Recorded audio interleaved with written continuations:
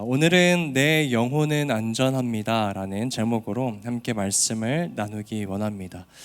여러분들께 질문으로 설교를 시작하고 싶은데요. 요즘 여러분들의 삶은 자유로우십니까? 이제 개강도 하고 또 야근도 하는 우리 청년들도 있을 텐데 혹시 나의 삶은 최근에 자유롭다라고 생각을 하시는지 모르겠습니다. 우리 청년들의 머릿속에 그려지는 자유가 무엇일까 잠깐 고민을 해보았는데요. 아닐 수도 있겠지만 어떤 청년들에게는 학교의 방학이 나에게 자유로 느껴지는 청년도 있을 거고, 어떤 청년들은 졸업, 또는 어떤 청년들에게는 회사의 퇴사, 그리고 어떤 청년들에게는 부모님으로부터의 독립이나 아니면 결혼을 자유라고 생각할지 모르겠습니다. 누군가에게는 아무 간섭도 받지 않는 삶을 자유로 여겨지기도 하고요. 억눌리지 않고 제한받지 않고 내가 원하는 것을 선택하며 살아가는 삶, 우리가 이런 모습들을 대부분 자유롭다, 자유하다, 또 자유라고 생각을 하는 것 같습니다. 그리고 아마 저를 포함해서 이 자리에 앉아있는 많은 청년들이 이러한 자유의 모습을 많이 꿈꾸며 살아갈 것 같아요. 여러분, 인간은요, 이 자유를 항상 꿈꿉니다. 그래서 우리의 인생을, 짧은 인생이지만 되돌아보면 살아오는 동안 우리가 굉장히 다양한 자유를 원했다는 것을 알 수 있어요. 아주 어렸을 때에는 엄마의 잔소리 없이 마음껏 게임하는 자유를 원하기도 했었고, 부모님 간섭 없이 친구들이랑 밤새 노는 자유를 원하기도 했습니다. 조금 더 자라면 어떤 자유를 원하나요? 학교를 빨리 졸업해서 이 학교의 규칙과 이 학교에 등교하는 시간에서부터 자유로워지고 싶다라는 생각을 하기도 하고, 요즘 우리 청년부 같은 경우에는 어쩌면 어서 독립해서 결혼하고 싶다라는 또 자유를 꿈꿀지도 모르겠습니다. 또 어떤 청년들에게는요, 나를 누르고 있는 어떠한 재정적인 빚, 이런 것에서부터 좀 경제적인, 재정적인 자유로움을 누리고 싶다라고 꿈꿀 것 같습니다. 그런데 여러분, 우리가 이렇게 원하는 자유의 모습을요, 자세히 한번 들여다보면 우리가 원하는 자유는 결국 그때그때마다 나를 뭔가 답답하게 하는 것들로부터 벗어나고 싶어하는 모습이라는 것을 발견할 수 있게 됩니다. 그런데 문제는요, 우리가 이 자유라는 것을요, 나를 답답하게 하는 것에서부터 벗어나는 것, 딱 이렇게 정의를 내리기 시작하면 우리의 삶에 여러 왜곡들이 생기기 시작한다는 거예요. 자유를 자꾸 벗어나는 것으로만 생각하는 사람은요, 내가 어딘가 머물 때 그 장소를 자꾸 통제처럼 느낍니다. 그리고 내가 어떤 기준 아래 살아가는 것을 손해로 여기며 살아간다라는 것이에요. 여러분, 이런 사람들의 특징이 있습니다. 자유를 찾아 나는 가정을 만들겠습니다. 나는 자유를 찾아 내가 원하는 것을 얻겠습니다. 나는 자유롭기 위하여 어딘가에 취업을 하기 원합니다. 자꾸 무언가로부터 벗어나는 자유를 원하는 사람은요, 어떠한 것을 얻었다고 할지라도 그것이 어느 순간 나를 답답하게 하고 제한하는 느낌이 들면 또 그것에서부터 자유로워지고 싶다라는 마음을 품기 시작한다는 거예요. 가정이 내가 자유로워져서 가정을 이루겠습니다라고 해서 가정을 이루었는데 그 가정이 어느 순간부터 나를 답답하게 하고 제한하는 것 같은 공간으로 느껴지면 그 가정에서부터 또 자유로워지고 싶어하는 마음이 우리 인간들 마음속에 있다라는 것입니다. 그러니까 이러한 자유의 정의는 우리의 삶에 정말로 많은 왜곡을 가져다 준다는 것을 알 수가 있어요. 그렇다면 여러분, 참된 자유라는 것은 무엇일까? 정말 이 자유라는 것이 어떠한 경계, 아무런 경계가 없는 것을 참된 자유라고 말하는 것일까? 내 마음대로 사는 것을 자유라고 말하는 것일까? 우리가 한번 고민해 볼 필요가 있습니다. 그리고 우리가 조금만 더 고민해 보면요, 당연히 그렇지 않다라는 것을 발견할 수 있는데요. 이미지를 하나 보여주실까요? 여러분, 저 경고 표지가 어떤 것을 의미하나요? 저 표지판 너머로 넘어가면 무엇이 있다라는 말인가요? 지뢰가 있다라는 말입니다. 그런데 여러분, 그 누구도 저 표지판을 보고 아니 당신이 뭔데 내가 이걸 넘어갈 수 있는 자유를 제한하십니까? 왜 나를 저 너머로 넘어가지 못하게 합니까? 나는 저 선 밖으로 나갈 자유가 있습니다 라고 그 누구도 얘기하지 않는다라는 거예요. 왜 그럴까요, 여러분? 자유가 어떠한 경계도 없고 내가 원하는 대로 살아가고 싶은 거라면, 정말 자유로운 사람이면 그냥 넘어가면 되잖아요. 그런데 우리가 그것을 자유라고 부르지 않는다라는 것이죠. 왜냐하면요, 저 어떠한 경계는 나를 답답하게 하려는 장벽이 아니라 나를 살리기 위한 울타리라는 것을 우리가 모두 알고 있기 때문입니다. 여러분, 저 지뢰 경고 표지 너머는요, 자유의 공간이 아니라 죽음의 공간이죠. 그래서 우리는 이 표지 안쪽에 있을 때, 울타리 안에 있을 때 진정으로 내가 원하는 자유를 누릴 수 있다라는 것이에요. 여러분, 이러한 자유에 대한 이야기들은요, 계속해서 해볼 수 있습니다. 기차가 철도에서 벗어나게 되면 어떻게 되나요? 많은 승객들이 다칩니다. 여러분, 기차는요, 정해진 이 철도 안에서 움직일 때 가장 자유로워요. 이런 이야기도 또 많이 들어보셨을 텐데, 물고기가 자유를 원한다라고 해서 그 물 밖으로 나가게 되면 물고기는 어떻게 됩니까? 금방 죽게 되겠죠. 여러분, 이처럼 우리가 자유를 자꾸만 무언가로부터 벗어나는 것으로만 쉽게 생각하곤 하는데, 사실 진정한 자유라는 것은 나를 지켜줄 수 있는 어떠한 질서 안에 있을 때 진정한 자유를 누릴 수 있게 된다는 것을 우리가 너무나 쉽게 발견할 수 있습니다. 그래서 저는 참된 자유라는 것을요, 이렇게 한번 설명해 보고 싶은데, 우리 자막을 보면서 함께 읽어볼까요? 진정한 자유는, 시작.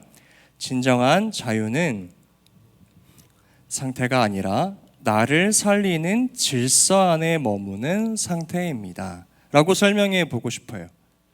여러분, 그런데 이 자유에 대한 개념, 정의를 그대로 우리 신앙 안으로 한번 가져와 봅시다. 신앙도 여러분 이와 같다라는 거예요. 많은 사람들이 이 하나님의 말씀, 율법을요, 제한처럼 여깁니다. 말씀대로 살아가는 것이 답답하게 느껴지고 거룩하게 살아가는 것을 손해처럼 생각해요. 그래서 이것으로부터 벗어나면 나는 자유로워질 것이라고 생각합니다. 많은 그리스도인들이 그렇게 생각한다는 거예요. 그런데 우리도 모르게 이 자유에 대한 개념과 정의가 세상을 닮아가고 있었다라는 것이죠. 그런데 이 C.S. 루이스라는 굉장히 유명한 신학자가 있는데, 그 신학자는 이렇게 이야기합니다. 우리 화면을 보면서 함께 저 글을 읽어보면 좋을 것 같은데, 혹시 화면이 준비되어 있나요? 네, 한 목소리로 읽어봅시다. 하나님을, 시작. 하나님을 떠나는 것이 인간의 완성이 아니라 오히려 하나님께 의지를 드릴 때 인간이 참된 인간다움을 회복한다. 그 말을 굉장히 어렵게 하시는 은사가 있으신 분인데, 조금 쉽게 설명을 하면, 인간은 하나님이라는 울타리를 떠나면 떠날수록 작아지고 뒤틀리고 불안해지는 존재이다. 그런데 하나님 안에서, 하나님이라는 울타리 안에서 우리가 제자리를 찾을 때 우리가 비로소 하나님께서 원하시는 하나님의 형상, 인간다움을 회복할 수 있다라고 이야기하는 것이에요. 그러니까 저 신학자도요, 어렵게 설명을 하긴 했지만 이 성경이 말하는 자유도 아무 경계가 없는 것을 자유라고 말하는 것이 아니라 나를 살리는 하나님의 말씀의 질서 안에 있을 때 우리가 비로소 진정으로 자유하고 우리의 영혼이 안전할 수 있다라고 이야기한다라는 것입니다. 오늘 우리가 읽은 창세기 7장도요, 이러한 모습을 이야기해주고 있는데요, 오늘 우리는 이 말씀을 통해서 하나님을 믿는 사람들이 어떻게 자유로움과 안전함을 느끼는지를 함께 살펴보기 원합니다. 먼저 오늘 본문 1절을 살펴보니까 하나님께서 노아와 그의 가족들에게 이렇게 말씀하십니다. 우리 한 목소리로 읽어보도록 하겠습니다. 여호와께서, 시작. 여호와께서 노아에게 이르시되 너와 내 온 집은 방주로 들어가라. 이 세대에서 내가 내 앞에 의로움을 내가 보았음이니라. 여러분, 이 말씀에서 주목해 볼 부분이요, 너와 내 온 집은 방주로 들어가라 라는 말씀입니다. 펜이 있으시면 여러분 이 말씀에 한번 밑줄을 그어 보시면 좋을 것 같아요. 하나님이 노아와 그의 가족들에게 방주로 들어가라 라고 말씀하셨다는 것이죠. 여러분, 우리가 이 장면을 한번 상상력을 동원해서 상상해 보기 원합니다. 하나님의 말씀에 순종해서 노아와 그의 가족들이 방주 안에 들어가 있는 모습은요, 노아 시대에 세상의 사람들의 시선으로 볼 때 굉장히 자유롭거나 영광스러운 모습은 아니었을 거예요. 오히려 정반대였을 것입니다. 왜냐하면 노아의 가족들은 넓은 세상을 뒤로하고 좁고 닫힌 공간인 방주 안으로 들어갔기 때문이죠.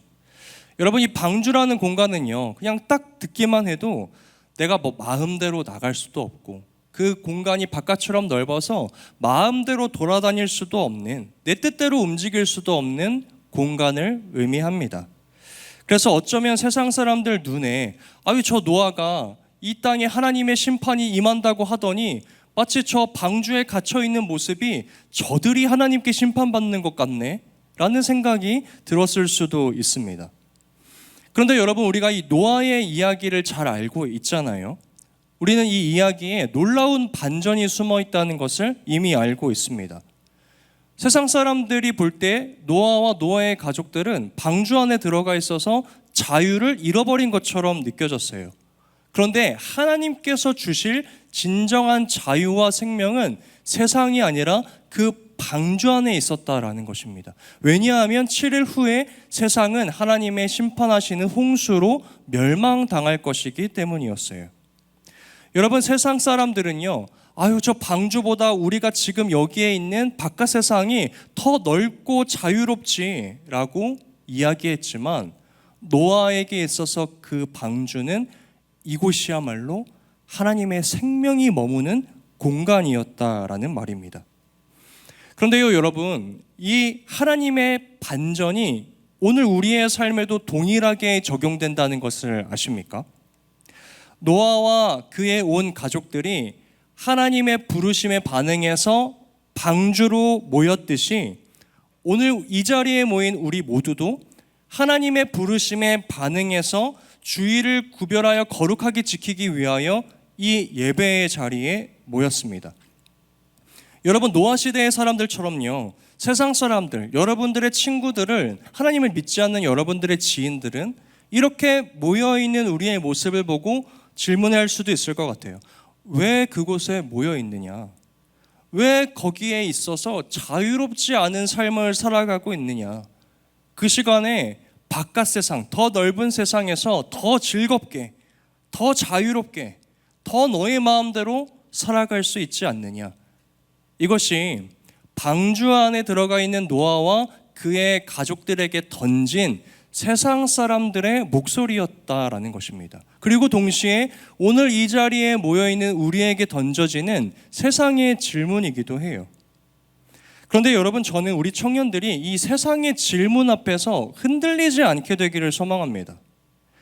오히려 여러분, 우리는요, 하나님의 부르심을 따라 그 방주 안으로 들어갔던 노아와 그의 가족들처럼 하나님의 이름으로 모인 우리의 이 예배, 이 모임 가운데에 하나님께서 진정한 자유와 생명과 안전을 주신다라는 믿음의 고백으로 이 자리에 모여 있어야 할 줄로 믿습니다. 여러분, 그래서 우리는 하나님 앞에 이렇게 고백할 수 있는 사람이 되어야 해요. 우리 자막을 보면서 함께 읽어봅시다. 그리스도인들이 자유를 누리는 첫 번째 방법인데요, 함께 읽어볼까요? 시작. 우리는 하나님의 이름으로 모인 공동체 안에서 자유합니다, 안전합니다 라고 고백할 수 있어야 합니다. 여러분, 세상은요, 더 넓은 세상이 자유하다, 안전하다라고 이야기합니다. 자기 마음대로 살아가는 것을 자유하다, 안전하다라고 이야기를 해요. 그러나 하나님께서는요, 사람들의 환호와 웃음 속에 자유와 생명을 숨겨두신 것이 아니라 하나님의 이름으로 모인 이 공동체 안에 진정한 자유와 생명과 약속을 주시는 분이라는 것을 우리가 신뢰해야 한다라는 것이에요. 여러분, 혹시 오늘 이 자리에 모인 여러분들 중에 이 예배의 자리가 왜 이렇게 나의 삶을 제한합니까? 이 예배만 아니었어도 내가 세상 가운데 나아가서 더 자유롭게 살 수 있었을 텐데 라는 생각을 가지고 이 자리에 오신 분이 혹시나 계십니까? 여러분, 하나님의 반전을 기억하셔야 해요. 세상의 눈에는 저 방주, 저 교회가 감옥처럼 보였지만 하나님의 눈에는 그 방주가, 이 예배의 자리가 구원의 자리였습니다. 자유의 자리였어요. 세상의 눈에는 이 교회 방주 밖이 더 자유로워 보이는 공간이었지만 하나님의 눈에는 하나님의 이름 없이 살아가는 저 세상 한복판은 심판의 대상이었다라는 것입니다. 여러분, 오늘 우리의 예배와 하나님의 이름으로 모이는 우리의 모든 모임도 마찬가지예요. 하나님을 믿는 사람들은요, 오늘 내가 서 있는 이 예배의 자리가 하나님께서 나를 살리시고 나를 가장 자유롭게 하시는 자리라는 것을 신뢰하고 그 자유의 관점을 회복할 필요가 있다라는 것이에요. 우리는 오직 하나님이라는, 말씀이라는, 하나님의 이름으로 모인 공동체라는 이 질서와 울타리 안에 있을 때 하나님께서 주시는 진정한 자유와 생명과 안전을 누릴 수 있다라는 것입니다. 그러므로 사랑하는 청년 여러분들, 이 예배의 자리를요, 가볍게 여기셔서는 안 돼요. 내가 오늘 공동체 안에 머물러 있다라는 것을요, 작은 일처럼 생각하시면 안 됩니다. 하나님의 이름으로 모인 이 자리는요, 우리 개인을 묶어두는 자리가 아니라 우리를 살리는 자리라는 것을 우리 오늘 이 말씀을 통하여 확신하고 신뢰할 수 있게 되기를 간절히 소망합니다. 그래서 우리가 이 믿음의 시선을 이 노아의 이야기를 통하여 회복하게 되기를 소망해요. 이어서 4절의 말씀을 보시면요, 하나님이 노아에게 한 가지 더 말씀을 하십니다. 우리 4절의 말씀을 한 목소리로 읽어봅시다. 지금부터, 시작. 지금부터 7일이면 내가 지은 모든 생물을 지면에서 쓸어버리리라. 여러분, 저는 이 말씀에서 7일이라는 단어에 집중을 해보았습니다. 하나님은 노아에게 홍수 직전에 들어가라고 하시지 않아요. 노아야, 지금 빗방울 떨어지는 거 보이지? 이제 홍수 심판 시작한다. 너 방주로 들어가라 라고 말씀하시지 않았어요. 내가 보고 있는 하늘이 쨍쨍한데 세상 사람들은 너무나 자유롭게 살아가고 있는데 내가 7일 후에 이제 이 땅 가운데 홍수의 심판을 내릴 테니 너는 방주에 들어가라 라고 말씀하셨다라는 것이에요. 여러분, 저는 이 7일의 시간이 노아와 그의 가족들에게 아주 길게 느껴졌을 것이라고 생각합니다. 왜냐하면 나는 하나님의 말씀에 순종해서 이미 방주 안에 들어왔는데 내 눈앞에 나타나는 변화가 어떠한 변화도 없는 거예요. 내가 방주 안에 들어왔는데 세상은 여전히 사람들이 웃고 떠들고 잔치하고 정말 나보다 더 자유롭게 살아가고 있는 모습이 노아의 눈앞에 펼쳐져 있었을 것이기 때문입니다. 여러분, 그렇다면 이 7일의 시간 동안 세상 사람들은 노아와 그의 가족들을 어떻게 바라보았을까요? 여러분, 저는 끊임없이 비웃고 조롱했을 거라고 생각해요. 아마 노아와 그의 가족들의 이야기는 세상 사람들에게 술안주 같은 이야기였을 것입니다. 그들이 술 취하면서 먹고 마시면서 야, 저 노아의 가족들 이야기 들어봤냐? 저렇게 하늘이 쨍쨍한데 하나님이라는 분의 말씀에 순종해서 벌써 120년 동안 방주를 짓고 그 안에 들어갔다라고 한다. 그의 신앙의 모습을 보면서, 순종의 모습을 보면서 조롱하고 비웃었을 것이라는 말이에요. 여러분, 세상은요, 오늘날에도 하나님의 말씀대로 살아가고 순종하는 사람들의, 그리스도인들의 모습을 조롱합니다. 비웃어요. 말씀대로 살아가는 것을 답답하다라고 여기고, 거룩하게 살아가는 것을 고지식하다라고 여기고, 죄와 타협하지 않으려는 나의 모습을 유난스럽다라고 얘기합니다. 너만 교회 다니냐? 나도 교회 다닌다. 그런데 그렇게 살아가지 않아 라고 이야기해요. 그런데요, 여러분, 노아는요, 세상 사람들이 말하는 것이 중요한 것이 아니라 하나님이 나에게 무엇을 말씀하셨는지를 더 중요하게 여기고 그 말씀이라는 테두리 안에서 자유롭게 살아갔다라는 것이에요. 여러분, 우리가 우리의 자유를 대부분 누군가의 기준에 의해서 정하려고 할 때가 있습니다. 하나님의 말씀대로 살아갈 자유가 분명히 우리 안에 있음에도 불구하고 그 말씀대로 살아가다가 세상의 기준, 세상의 자유가 너 왜 이렇게 유난스러워? 왜 너만 특별하게 굴어? 라고 이야기할 때 그 자유를 세상의 자유에 맞추려는 그러한 모습이 우리의 삶 가운데 너무나 많다라는 것이에요. 그러나 노아는 자신의 자유를 하나님의 말씀에 순종하는 데 사용하였다. 여러분, 우리가 하나님의 말씀에 순종하는 것, 순종하지 않는 것, 나의 자유 아닙니까? 하나님께서 우리에게 주신 자유입니다. 그런데 우리는 그 자유를 너무나 쉽게 세상에게 뺏길 때가 있다라는 것이에요. 역사를 보면요, 이 하나님의 말씀에 대해서 자유함으로 순종한 사람의 이야기가 나오는데요. 윌리엄 윌버포스라는 사람입니다. 이분은요, 영국 사회 전체가 노예 무역을 당연하게 여기던 시대를 살아가던 사람인데 하나님의 말씀에 어긋나는 기준이라는 생각이 들고 그 악에 맞서 싸워 살아갔던 사람입니다. 여러분, 당시 많은 사람들이 그를 비웃었어요. 시대가 그 기준을 당연하게 여겼다니까요. 노예 무역에 노예를 사람을 상품화하는 것을 당연하게 여기던 시대에 그 모습과 반대되게 살아가니까 사람들이 분명히 비웃었을 것입니다. 아니, 세상이 이렇게 돌아가는데 왜 당신만 특별하게 살아갑니까? 라고 질문했다라는 것이에요.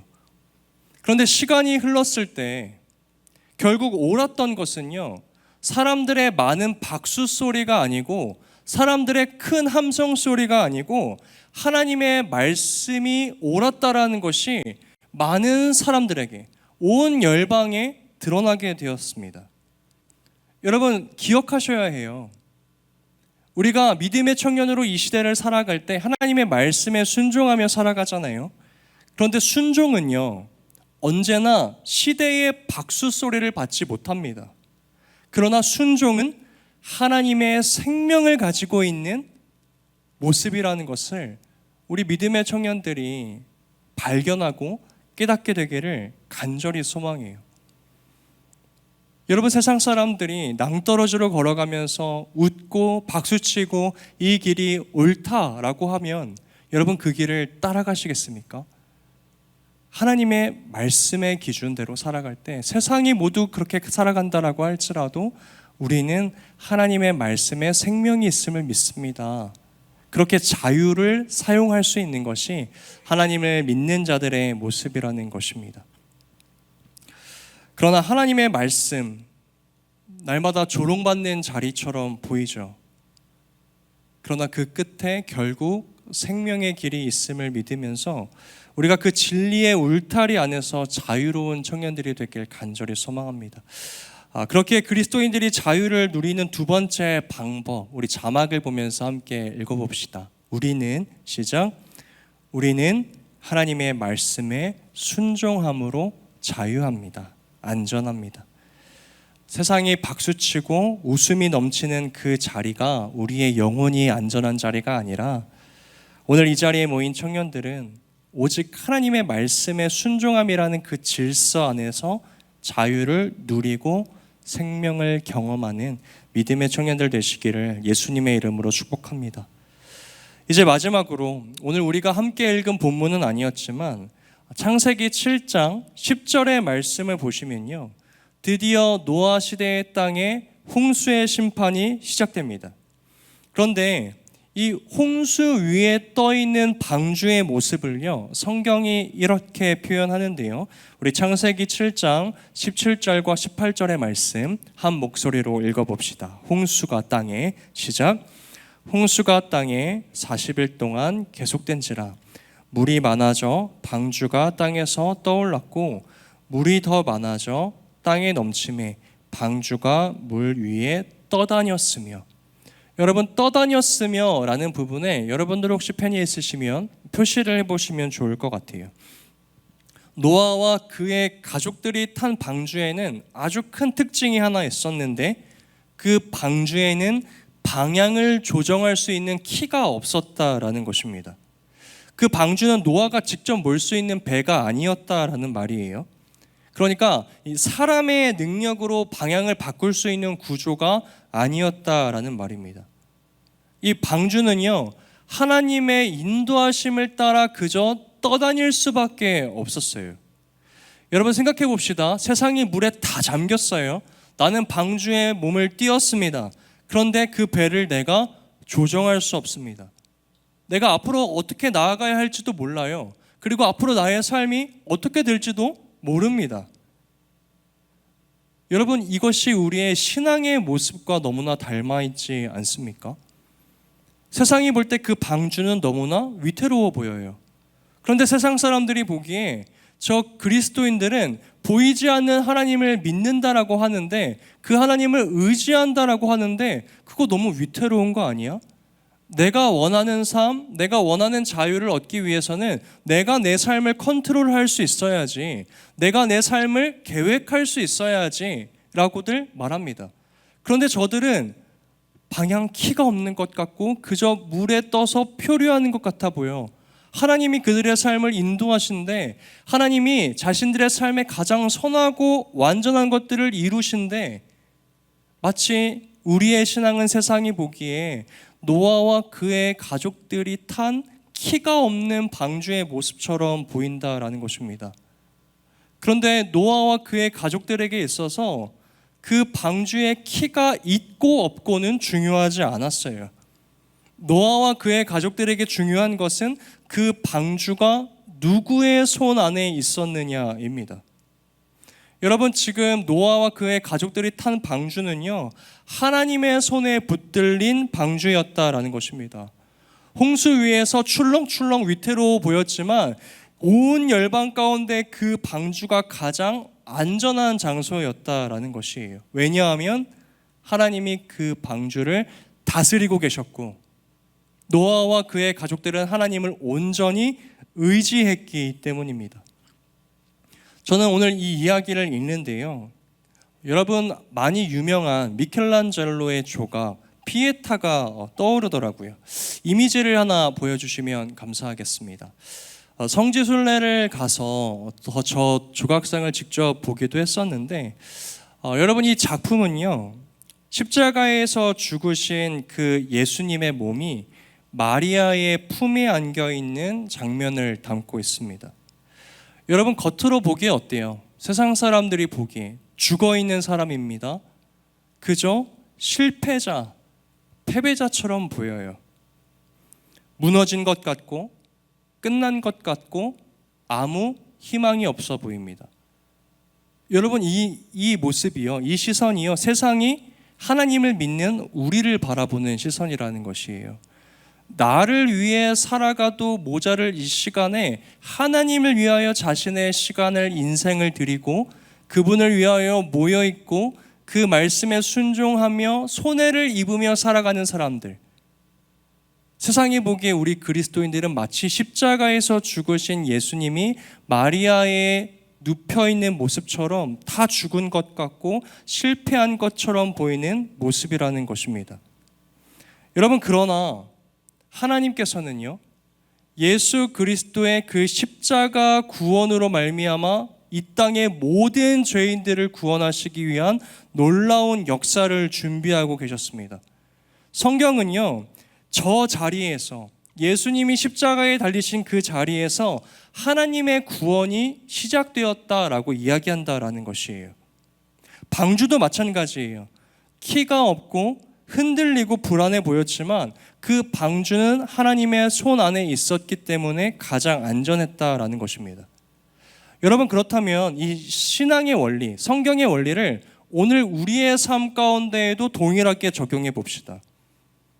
여러분, 청년의 때는요, 방주처럼 굉장히 위태로워 보입니다. 앞이 보이지 않아요. 흔들리는 것처럼 느껴집니다. 내가 통제할 수 있는 것들이 너무나 많아요. 그런데 하나님의 말씀은 하나님을 의지하래요. 그분의 말씀에 순종하래요. 그러면 그분이 나에게 가장 선하고 완전한 길로 인도해 주실 것이라고 이야기합니다. 여러분, 그러나 세상이 보기에 우리의 이 신앙의 모습이 위태로워 보일지라도 하나님께서 하나님의 말씀대로 살아가는 사람의 삶을 인도하시고 붙잡고 계시기 때문에 우리는 결코 망할 수 없는 존재라는 것입니다. 그렇기에 그리스도인들이 자유를 누릴 수 있는 세 번째 방법, 저는 이렇게 정리를 해보았는데요. 우리 한 목소리로 읽어봅시다. 시작. 우리는 하나님을 의지함으로 자유합니다. 안전합니다.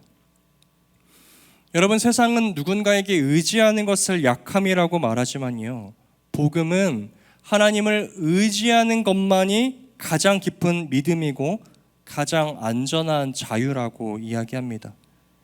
여러분, 세상은요, 내가 다 조정할 수 있어야 자유롭다, 안전하다라고 이야기해요.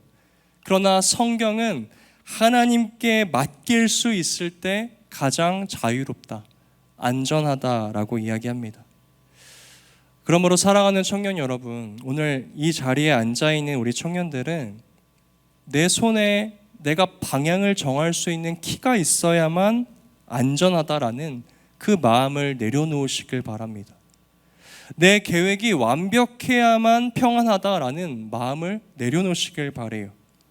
내가 다 알아야만 자유롭다라는 그 마음을 내려놓으시길 바랍니다. 사랑하는 청년 여러분, 우리의 인생은 내가 다 조정하고 알아서 안전한 것이 아니라, 자유한 것이 아니라 하나님께서 붙드시기에, 하나님을 의지할 때에만 자유롭고 안전합니다.